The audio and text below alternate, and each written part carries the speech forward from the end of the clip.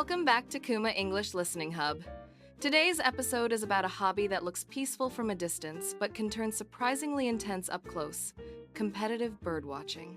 If you've only seen birdwatchers standing quietly with binoculars, you might imagine the whole activity is slow and meditative, and often it is. But there's a side of birding that feels more like a strategy game mixed with endurance sport. It's called a big day, a self-imposed challenge where people try to identify as many bird species as possible within a single day. To understand why anyone would do this, we need to start with a simple truth. Birds are everywhere, but they don't make themselves easy to count. They move, they hide, they migrate, they sing for a few seconds and then disappear. Spotting them is partly knowledge, partly patience, and partly luck. A big day takes all of those elements and adds pressure, time limits, planning, and sometimes friendly rivalry. Let's imagine you're preparing for a big day in a region with diverse habitats: coastline, wetlands, forests, farmland, and a city park. The first step is not buying expensive gear. It's making a plan that respects how birds behave over the course of a day. Bird activity tends to peak around dawn. Many species sing most actively at first light, and some are easiest to detect by sound before the world gets noisy.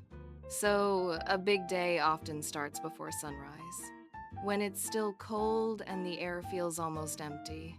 You arrive at your first location, maybe a forest edge, and you listen. Listening is not optional in serious birding. In fact, advanced birders often identify more species by ear than by sight. At C1 level, you might appreciate that this kind of listening is a skill of discrimination, separating one signal from a crowded background. A bird's song has rhythm, pitch, and structure. A robin might give a fluid musical phrase, a woodpecker might drum, a warbler might deliver a rapid, thin buzz. In the half-light, your eyes are limited, but your ears can still map the space.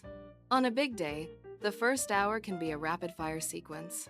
You hear an owl finishing its night call, then a thrush begins, then a chorus of smaller birds wakes up. You record each species. In traditional birding culture, people keep a list. The list is not just a trophy. It's a record of attention, proof that you were present and capable of noticing. After dawn, you move quickly. Competitive bird watching isn't about staying in one place for hours. It's about switching habitats at the right times. Wetlands are often best in early morning, when water birds feed near the edges. Midday might be better for soaring birds like hawks, which ride rising columns of warm air. Late afternoon can be ideal for coastal areas, where tides and wind influence what shows up. This is where the strategy comes in. A successful big day is like solving a moving puzzle. You're not just asking, what birds exist in this region? You're asking, where will they be at 7:10 a.m.? And will the wind push them closer or farther away? Weather becomes a character in the story. Light rain can bring some birds down from higher altitude, making them easier to see. Strong wind can make small birds hide and stop singing, but it can also push seabirds closer to shore. Heat can reduce activity, making midday feel like a slow desert of silence. On a big day, you learn quickly that nature doesn't cooperate with your schedule. Now let's talk about the rules, because competitive birdwatching has a surprisingly careful relationship with ethics. In many big day circles, there are basic expectations. You must identify the bird confidently, you must follow local laws, and you must avoid disturbing wildlife.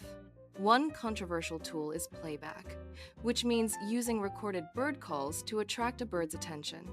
Used responsibly and sparingly, it can help confirm a species in dense vegetation. But overuse can stress birds, especially during breeding season, because it can sound like an intruder. Many competitive birders limit or ban playback entirely. The goal is not just to win. It's to win without harming what you claim to admire. Another ethical issue is distance. If you get too close to nesting sites, birds may abandon their nest. If you chase a rare bird for a better photo, you might push it into danger or exhaust it. Serious birders often develop a quiet discipline. They accept imperfect views.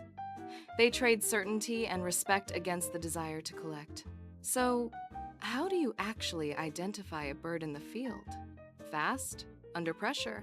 You use a mix of clues: size, shape, behavior, habitat, and voice.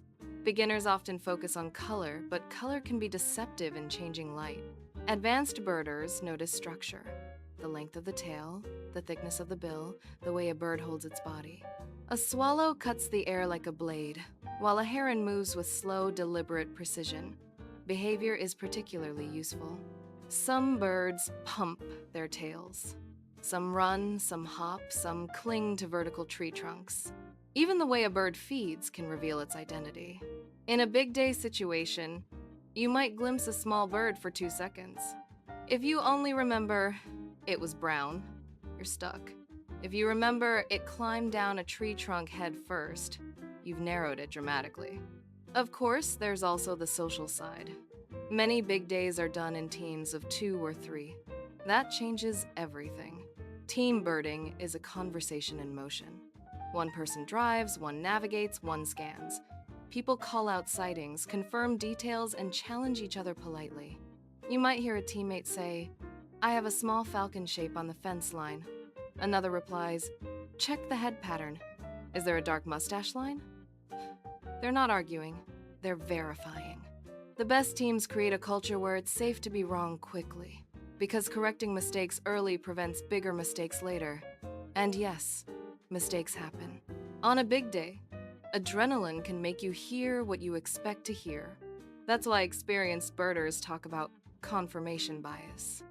If you're hoping for a rare species, your brain may interpret an ordinary call as something special.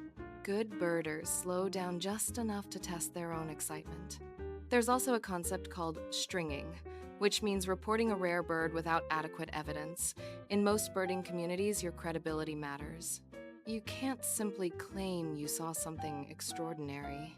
You need details: what you observed, how long you observed it, what features ruled out similar species. Now, beyond the competition, why is this hobby becoming popular? First, it turns ordinary landscapes into places of discovery. A parking lot with a few trees becomes a stage. A drainage pond becomes a habitat. You start noticing seasons not by calendar dates, but by arrivals and departures. The first swallows, the last geese, the sudden silence after migration passes. Second, it offers a clear learning curve. Birdwatching rewards study. You can improve by practicing songs, reading field guides, and spending time outdoors. It's not a closed world. You can start with common birds and slowly build confidence. Third, it's a community. Local bird clubs organize walks. Online platforms let people share sightings. And in many places, birding becomes citizen science. Birders submit data that helps researchers track populations, migration routes, and the effects of climate change. That brings us to a bigger point. Competitive bird watching can sound like it's all about numbers, but numbers can tell stories. If fewer people report a familiar species, it might indicate a decline. If a species appears earlier in the year than it used to, it might reflect warmer springs. A big day list is not a scientific study, but when thousands of lists combine, patterns emerge.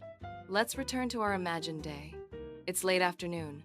You're tired, your eyes feel dry, and you've eaten snacks in the car like a marathon runner. Your list is high, but you still have target species. Targets are birds you expect to find, but haven't yet. Maybe you're missing a shy marsh bird that rarely shows itself. Maybe a certain shorebird depends on the tide being just right. At this stage, the big day becomes psychological in a healthy way. You manage disappointment, stay flexible, and keep your attention sharp.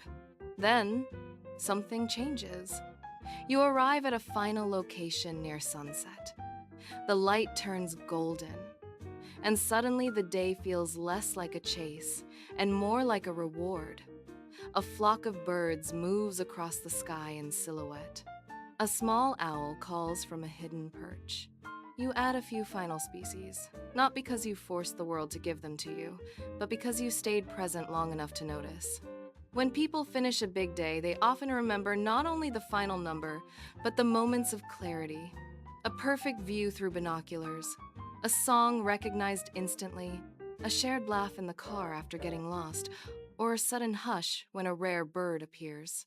If you're listening to this as an English learner, here's a useful takeaway. Birdwatching language is full of precise verbs and sensory vocabulary. Birds don't just fly. They hover, glide, dart, swoop, circle, perch, flush, and dive. They don't just make noise. They sing, call, chirp, trill, warble, whistle, and chatter.